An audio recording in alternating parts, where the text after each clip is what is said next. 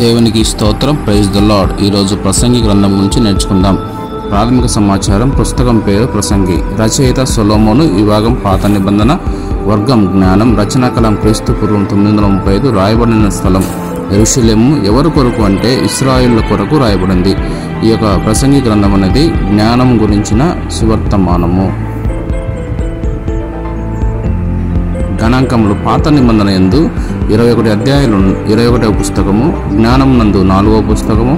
అధ్యాయములు 12, వచనములు 222.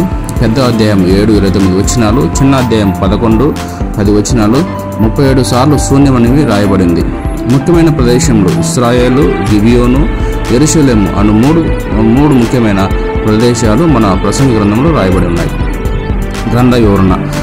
1వ అధ్యాయం. వ్యర్థము సమస్తం వ్యర్థమే. నిన్ను సంతోషం చేత శోధించి చూతును, నీవు మేలును అనుభవించి చూడమని నేను నా హృదయంతో చెప్పుకొంటిని. అయితే అది వ్యర్థ ప్రయత్నమాయను. ప్రతి దానికి సమయం కలదు. ఆకాశం క్రింద ప్రతి ప్రయత్నమునకు సమయం కలదు. 4వ అధ్యాయం. సూర్యుని క్రింద జరుగు వివిధమైన అన్యాయ క్రియలను గురించి నేను యోచించి తిని, నీవు దేవుని మందిరమునకు పోవున్నప్పుడు నీ ప్రవర్తన జాగ్రత్తగా చూసుకొనుము. 6వ అధ్యాయం. సూర్యుని క్రింద దుర్వ్యవస్థ ఒకటి నాకు కనబడిను, అది మనుషులకు బహు విశేషంగా కనబడుచున్నది. 7వ అధ్యాయం. సుగంధ తైలం కంటే మంచి పేరు మేలు, ఒకని జన్మదినము కంటే మరణదినం మేలు. 8వ అధ్యాయం. మనుషుల జ్ఞానం వారి ముఖమునకు తేజస్సునిచ్చును, దాని వలన వారి మోటుతనము మార్చబడును. 9వ అధ్యాయం. నీతిమంతులను జ్ఞానులను వారి క్రియలను దేవుని వశము.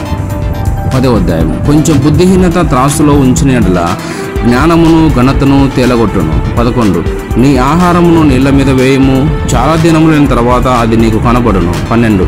నీ బాల్య దినములందే నీ సృష్టికర్తను స్మరణ తెచ్చుకొనుము. ఆమేన్.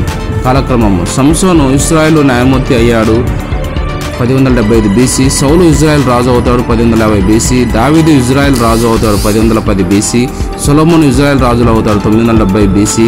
జెరూసలేము ఆలయం పూర్తయింది 959 BC.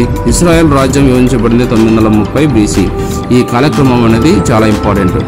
అయితే ఈ యొక్క పుస్తకంలో చాలా వివరంగా వివరించాయి. ప్రసంగి జీవితం యొక్క అంశాన్ని పరిశీలించే గొప్ప పుస్తకం. 1వ అధ్యాయం 1 నుంచి 12, 14వ అధ్యాయం. ప్రసంగి చేసినట్లుగా మరే ఇతర పుస్తకముగా భూమిపై ఉన్న జీవితాన్ని లోతుగా పరిశోధించలేదు. మరియు మరే ఇతర పుస్తకం జీవిత లక్ష్యాలు, సమస్యలు, అర్థం, సంతృప్తి మరియు నెరవేర్పుపై మాత్రమే దృష్టి పెట్టగలదు. ఈ యొక్క ప్రసంగి జీవితం యొక్క అంశాన్ని ఈ విధంగా వివరించబడింది. అదేవిధంగా 2వది ప్రసంగి ప్రబోధంగా నియమించబడిన గొప్ప పుస్తకము.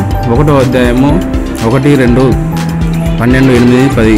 ఖచ్చితంగా బైబిల్ యొక్క అనేక ఇతర పుస్తకాలలో ఉపన్యాసాలు ఉన్నాయి, కానీ ప్రసంగి ఒక ఉపన్యాసం. కోహెల్త్ బోధకుడు అనే నిర్వచించే పదం పాత నిబంధనలో కేవలం ప్రసంగి గ్రంథంలో మాత్రమే కనిపిస్తుంది. ప్రసంగి వానిటీ యొక్క గొప్ప పుస్తకం. అర్ధరాహిత్యం, శూన్యత మరియు వ్యర్థం. 1వ అధ్యాయం 1, 12వ అధ్యాయం 8. వ్యానిటీ హేబెల్ అనే పదం పుస్తకంలో 39 సార్లు కనిపిస్తుంది. మరియు ఇది పుస్తకం యొక్క ప్రాథమిక అంశం. జీవితం అంతా మరియు సూర్యుని క్రింద ఉన్న ప్రతిదీ వ్యర్థం మరియు దేవుడు లేకుండా ఖాళీగా ఉంది. వ్యానిటీ అంటే శూన్యము, వ్యర్థము అని దాదాపు 37 సార్లు ఉంది. 4. ప్రసంగి ప్రపంచానికి మనిషి యొక్క భక్తిహీనత అనుబంధాన్ని వివరించే గొప్ప పుస్తకం.